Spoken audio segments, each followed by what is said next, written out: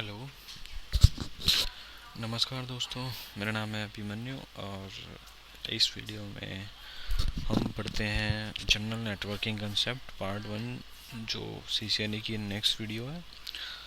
तो इसमें हम डिस्कस करेंगे पूरे नेटवर्क में, मतलब नेटवर्क बोले तो मतलब नेटवर्क के कंसेप्ट जो हैं जिससे हमारा एक नेटवर्क चलता है उसके बारे में इस वीडियो में हम बात करते हैं। तो इसमें क्या है, सेक्शन 1 जो है इंट्रोडक्शन टू नेटवर्किंग। ठीक है, इंट्रोडक्शन टू नेटवर्किंग में सिर्फ इस वीडियो में मैं आपको बताऊंगा नेटवर्क के बारे में। इसके बाद जो हमारा पूरा कंसेप्ट है यानी कि पार्ट 1 जो है जनरल नेटवर्किंग कंसेप्ट, इसमें इस सीरीज़ में मैं कंप्लीट करूँगा जो भी कंसेप्ट है नेटवर्किंग के। तो सेक्शन 1 से स्टार्ट करते हैं। Section 1 introduction to networking. चलिए स्टार्ट करते हैं। और जिन फ्रेंड ने चैनल सब्सक्राइब नहीं किया है तो सब्सक्राइब कर लीजिए ताकि आपको न्यू वीडियो की अपलोड होते ही आपके मेल बॉक्स में इन्फॉर्मेशन मिले। और अगर आप यूट्यूब यूज़ कर रहे हैं मोबाइल में या फिर आप सिस्टम पे देखते तो आपको वहाँ पे नोटिफिकेशन भी मिलेगी जैसे ही वीडियो अपलोड होगी। चलिए स्टार्ट करते हैं।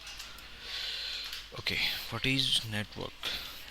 Network is simply defined as something that connect things together for a specified purpose. मैं एक्चुअली मैंने जो नेटवर्क बिगिनर की सीरीज़ बनाई थी उसमें भी मैंने काफ़ी अच्छे से डिफ़ाइन किया हुआ है, उसमें भी काफ़ी अच्छे से डीपली समझाया हुआ है। तो आप वो भी एक बार देख सकते हैं, उसके बाद आपको ये काफ़ी अच्छा समझ में आएगा। तो अब मैं इसमें बताता हूँ आपको कि नेटवर्क में क्या है कि हम जिस चीज़ से भी जुड़े हैं या हमें कम्युनिकेशन करने के लिए एक मीडियम की ज़रूरत है या हमें किसी को मतलब अपना कुछ डेटा शेयर करना है या कुछ भी करना है, तो उस केस में जिस पर्पज़ के लिए मतलब हम एक दूसरे से कनेक्ट होते हैं, यानी कि अगर आप मार्केटिंग की मैं बात करते हैं जो आजकल चल रही है नेटवर्क मार्केटिंग, उसमें क्या होता है कि एक के बाद एक से दो बंदे जुड़े होते हैं, दो से तीन जुड़े होते हैं, तो वो सब चीज़ यहाँ पे इन्वॉल्व होती है। और हमारे कंप्यूटर में क्या होता है कि 1 और 2 या मोर डिवाइसेस जब एक दूसरे के साथ कनेक्ट होते हैं इंफॉर्मेशन शेयर करने के लिए, सर्विस शेयर करने के लिए, तो हमारा बनता है कंप्यूटर नेटवर्क। और कंप्यूटर नेटवर्क में जो हमारी शेयरिंग होती है वो होती है डॉक्यूमेंट होते हैं, ईमेल एंड मैसेजिंग होती है, वेबसाइट्स होती हैं, डाटाबेसेस होते हैं, म्यूजिक हो गया, वीडियो हो गई, आपकी ऑडियो फाइल हो गई, प्रिंटर हो गए, फैक्स हो गई, टेलीफोनी हो गया, वीडियो कॉन्फ्रेंसिंग, ये भी सब हमारे नेटवर्क के थ्रू शेयर होते हैं। फिर इसके बाद आता है प्रोटोकॉल्स।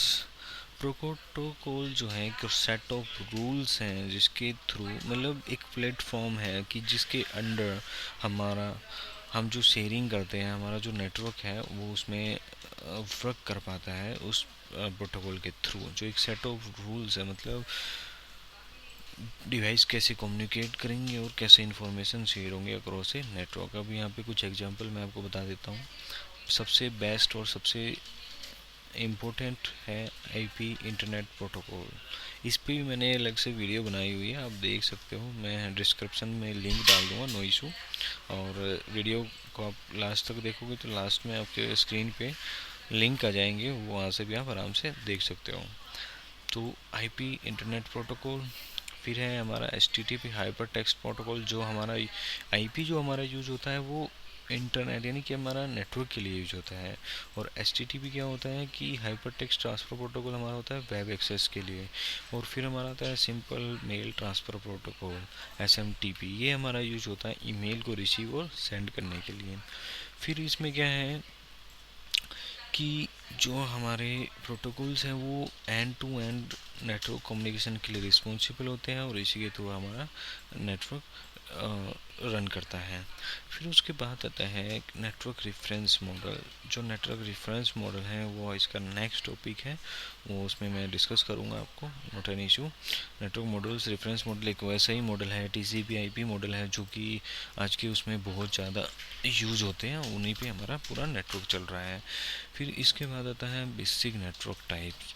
बेसिक नेटवर्क टाइप में हमारे कवर होते हैं एरिया नेटवर्क्स। मतलब आप कौन सा मतलब एरिया में आप मतलब किस तरह का आप नेटवर्क यूज कर रहे हैं। एक तो हमारा होता है लैन, लोकल एरिया नेटवर्क, वैन, वाइड एरिया नेटवर्क। लैन में क्या होता है कि आप एक बिल्डिंग के अंदर होगे, या फिर आप एक ऑफिस होगे, या फिर आप एक अपने घर पे बैठे हुए हो, उसमें क्या है कि आप सिर्फ कनेक्टेड होगे इंटरनली, आप इंटरनेट से कनेक्ट नहीं होगे।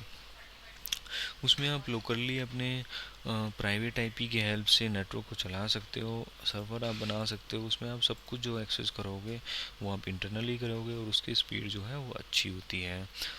फिर आता है हमारा वैन, जो सबसे वाइडली यूज़ होता है, और वो जो आज के टाइम में जनरली यूज है। वाइड एरिया नेटवर्क जो है वो मल्टीपल्स लैन को कनेक्ट करके बनता है, जिसको हम इंटरनेट आज के टाइम में इंटरनेट बोलते हैं, वो हमारा लैन है।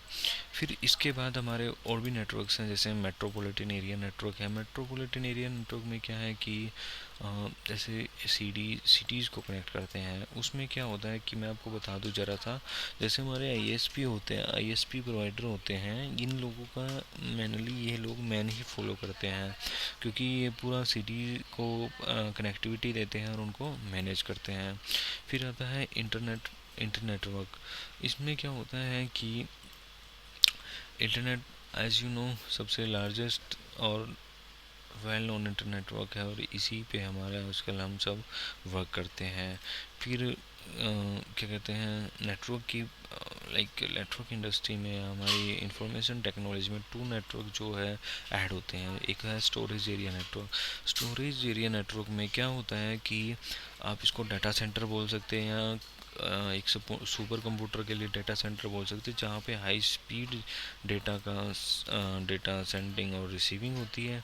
फिर उसके बाद है वीपीएन, जो आज के टाइम में बहुत ज़्यादा पॉपुलर है, क्योंकि लोकल सर्वर्स को लोग घर पे बैठ के एक्सेस कर सकते हैं इसके थ्रू। ये है वर्चुअल प्राइवेट नेटवर्क। इसमें यूज़र ऑथेंटिकेशन होता है, और उसके थ्रू पूरा नेटवर्क जो है आपका मैनेज होता है, और यूज़र अगर घर पे ही बैठा हुआ है या किसी भी नेटवर्क में बैठा हुआ है, तो वीपीएन टनल के थ्रू वो अपने नेटवर्क से कनेक्ट हो सकता है। फिर इसके बाद आता है हमारा नेटवर्क आर्किटेक्चर। नेटवर्क आर्किटेक्चर में क्या होता है कि आपका जो लाइक नेटवर्क है वो किस उसमें चल रहा है, किस उसमें, यानी कि आपका जो है पीयर टू पीयर आपका नेटवर्क कनेक्टेड है, कनेक्शन है, या फिर आपका क्लाइंट सर्वर है, या फिर आपका मैन फ्रेम और टर्मिनल है।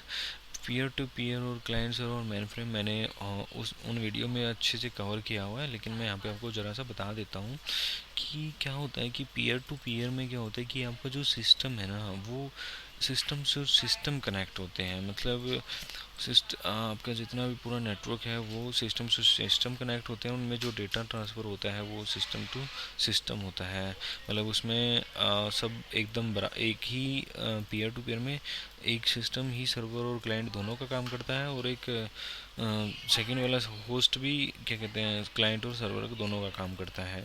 फिर आता है क्लाइंट और सर्वर। क्लाइंट और सर्वर में क्या होता है कि हम कोई सर्वर डेवलप कर लेते हैं, कि वेब सर्वर हो गया, एफटीपी सर्वर हो गया, या फिर हमारा प्रिंटर सर्वर है, तो उसमें जो हमारे होस्ट हैं, जो हमारे रिसीवर है, हमारे यूजर है, क्लाइंट है, वो एज ए क्लाइंट काम करते हैं, और जो हमारी सर्वर मशीन है जहाँ पे हमने सेटअप किया है वेब के लिए, या फिर एक्टिव डायरेक्टरी है, या फिर डीएचसीपी है, वो सब हमारे काम करते हैं फिर एज ए क्लाइंट सर्वर में।